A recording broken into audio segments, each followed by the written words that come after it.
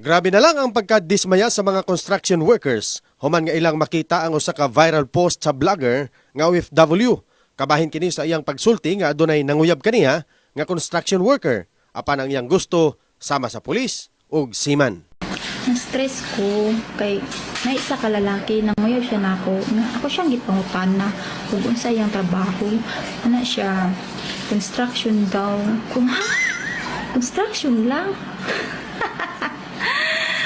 Wa ka naglantaw, wa ka naghuna-huna. Kaning dagwaya ni, padulong rag construction.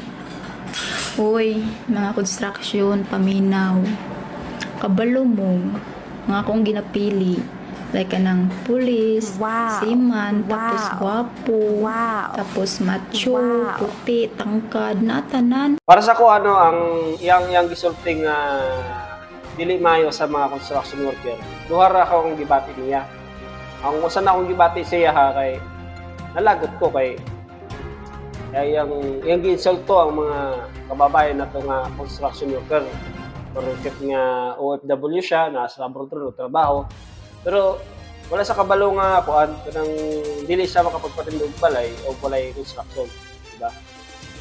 Og sa ikaduhan na akong gibati, murag nakatawar ako kay nga naman